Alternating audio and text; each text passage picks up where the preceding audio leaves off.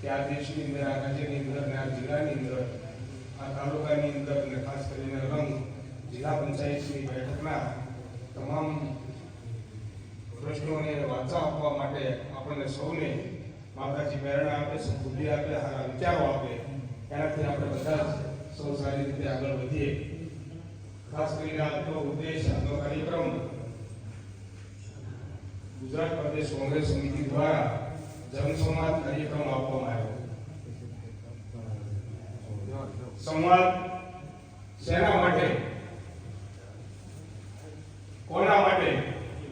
અહીંયા મેં સાંભળ્યું એમાં કોઈએ પોતાનો વ્યક્તિગત પ્રશ્ન કોઈ નથી કીધો, કોઈનો વ્યક્તિગત સવાલ પણ નહોતો. કોઈ ગામના પ્રશ્નોની વાત કરી, કોઈ ગામના લાઇટની વાત કરી, કોઈ ગામના તળાવ કે કેનાલની વાત કરી, કોઈ ગામના શમશાનની વાત કરી. ત્યારે આ વાત આપણા મગજની અંદર, આપણા મનની અંદર આ વિચાર કેમ આવે? અને આ વાત કોંગ્રેસ પાર્ટીને પણ આવો વિચાર કેમ આવ્યો કે આપણે બધા આ દેશની અંદર લોકશાહી દેશની અંદર જીવીએ છીએ ત્યારે કંઈક આપણી પીડા છે. એ પીડાનું સોલ્યુશન કોણ લાવશે? આપણે સાંભળશું, ચર્ચા કરશું, સંવાદ કરશું તો એ પ્રશ્નનું નિરાકરણ આવી શકે. આ દેશ લોકશાહીમાં આવ્યો એ પણ સંવાદથી આવ્યો. સંવાદ થયો, પીડાઓ થઈ, દુઃખ થયું, તે દેશના લોકો ક્યાંક ને ક્યાંક પીડાય છે અને એના કારણે કોંગ્રેસ પક્ષની સ્થાપના થઈ.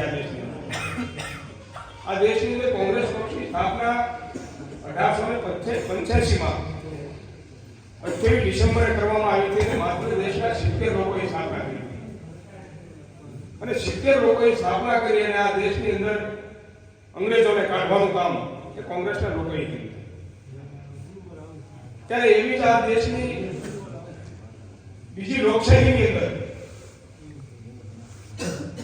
કે ઘણા સમયથી 30 વર્ષથી ભારતીય જનતા પાર્ટીનું આ દેશની રાજ્યની અંદર શાસન છે, છેલ્લા 12 વર્ષથી કેન્દ્રની અંદર શાસન છે. કેમ આપણને કોઈ સાંભળતું નથી? આપણી વાતને કેમ કોઈ ભાષા આપતું નથી? આપણા પ્રશ્નોનું નિરાકરણ કેમ કોઈ લાવી શકતા નથી? સંવાદ ક્યાંક ને ક્યાંક લોકો વચ્ચે, લોકશાહી વચ્ચે, રાજકીય માણસો વચ્ચે, અધિકારીઓ વચ્ચે તૂટ્યો છે અને તૂટવાના ઘણા બધા એના કારણો છે. એના જવાબદાર પણ આપણે ક્યાંક ને ક્યાંક છીએ બધા. આજે બધા પીડાઈ છીએ. આ માત્ર અલંગ જિલ્લા પંચાયત સીટના પ્રશ્નો છે એવું નથી, પણ તમે ટીવી, છાપા, આ સોશિયલ મીડિયા સવારથી હાથ સુધી જોજો કે લોકોની કેવી પીડા છે. કોઈ મીડિયા આવે તો આપણને પણ બોવાઈ જાય એવી પીડા છે. આજે ખેડૂતો, ખેત મજૂરો, નાના વેપારીઓ કેમ બધા પીડાય છે?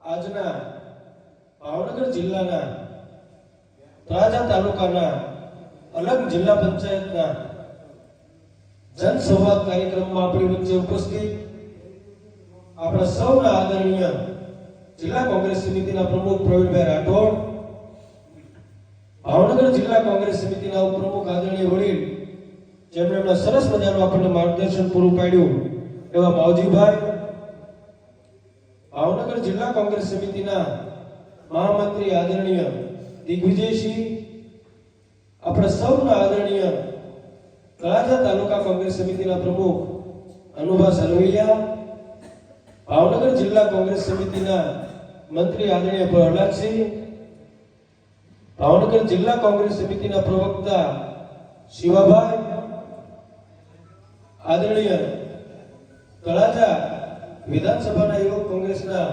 પ્રમુખ ભાઈ શ્રી નકુમભાઈ,